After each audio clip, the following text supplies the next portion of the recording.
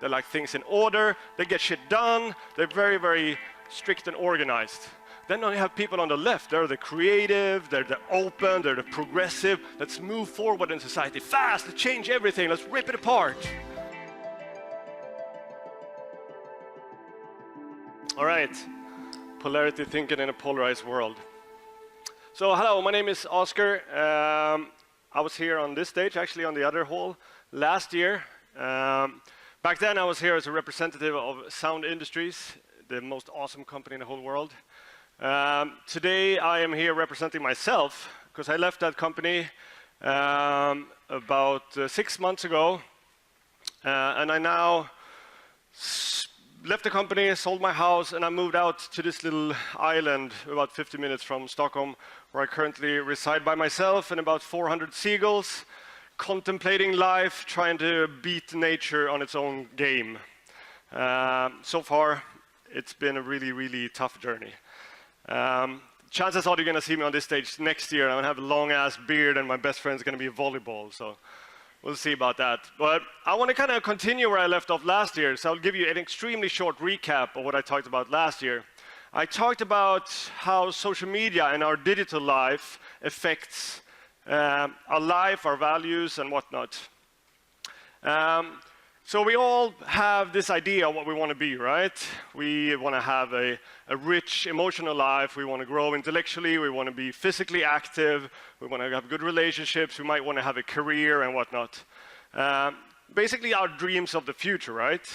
And all this requires time, right? If I want to have a career, I need to invest time into it. If I want to have a good relationship with my kids or my whatever partner, that requires time. So the digital life, right now, focusing on the social media, given a 5-year plan, which is kind of what I see when we talk about dreaming into the future. So in 5 years' time, most people in here would have spent 3,650 hours, that equals 456 work days, or 91 work weeks. 91 work weeks in 5 years' time you would have spent on social media. So let's see here, how many people have their hands on their smartphone? Actually looking pretty good right now. I would expect something completely different. But so, that's a lot of time. So I think I want to kind of continue for what I left off. And because there's something that has changed society in a lot of different ways. And the things that have changed maybe the most, at least what we talk about the most, is the values of society. We talk about these filter bubbles and whatnot. So I want to continue there. And I want to present some sort of cure. Let's call this a medicine for the contemporary society, to see if we can present some sort of solution to this, other than just knowing that we spend a lot of time on this. So the current state of affairs has a lot of different parts to it, right?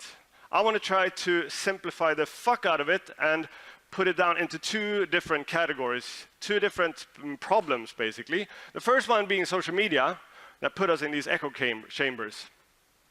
So that is maybe the trigger, but the trigger is nothing without something to shoot with.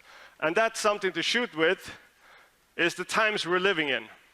So our culture, the now. So what would that be?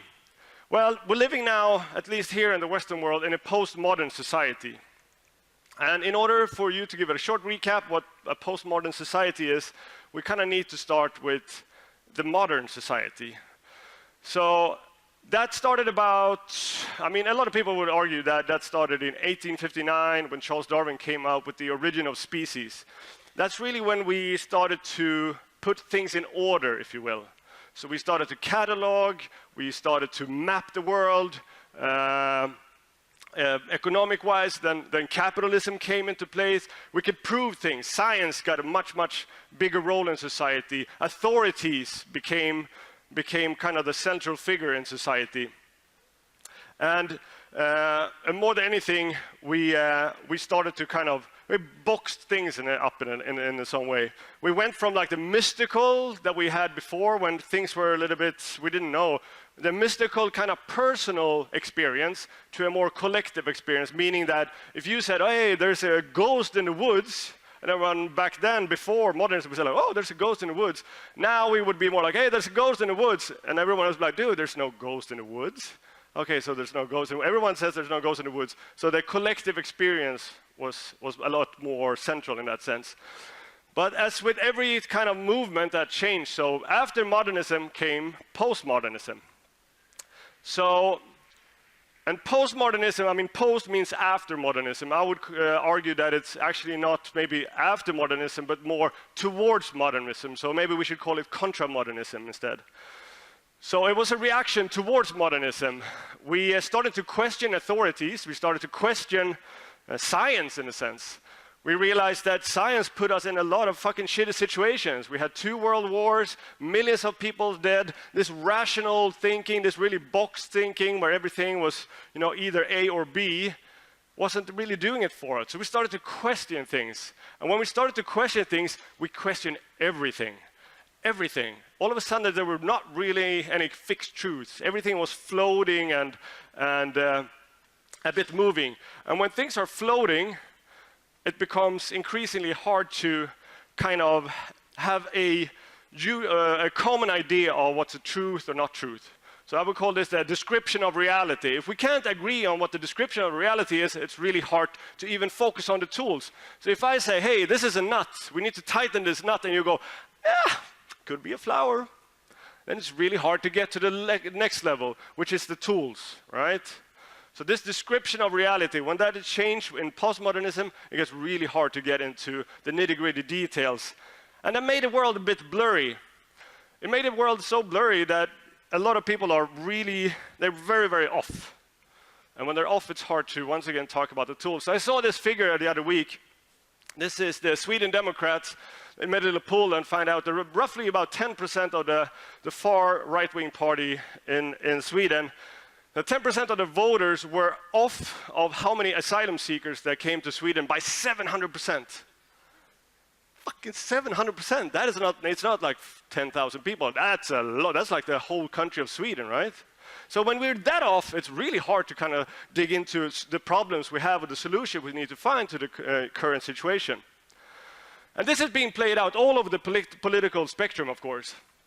Something I see on the left quite a lot is this idea or this mistake that a benevolent thought is the same thing as a good idea.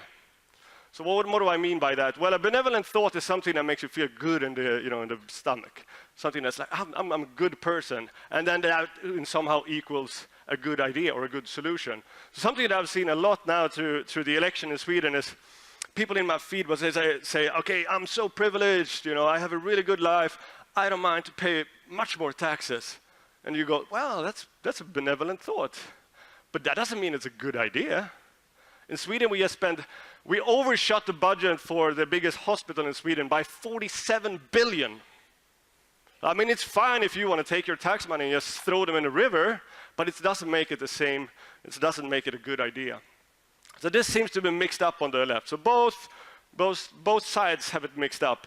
And when we have this kind of blurry idea, and when we see people being wrong, we want to confront them, and we want to change them, right? So how do we change them?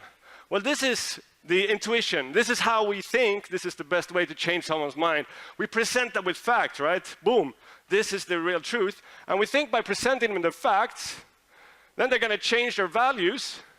And by changing their values, they're going to change their behaviors. This is actually a guy pointing his nose. This isn't a bad behavior for a grown-up.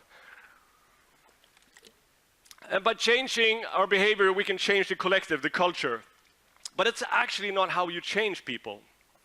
So after the election, the 2016 election in America, obviously political science went off the chain. Like, well, how the fuck did we end up in this situation? How can this guy be elected? So I did a lot of studies, and this thing became very central. It was called a backfire effect. Backfire effect basically meant that if you show someone proof, or facts, I would say, that they're wrong, instead of changing their view, they're going to grow even harder. They're going to dig into their views. And then this became huge. And so they started to do more and more science to it. And what they found out was, if this is our intuition, how to change someone's mind, this is how you actually change someone's mind. So we're shaped by culture, right? So culture tells us how to behave. You know, if you live in, depending on, you know, your surrounding and your city and whatnot, that tells you how to behave. And our behavior shapes our values. So not the other way around.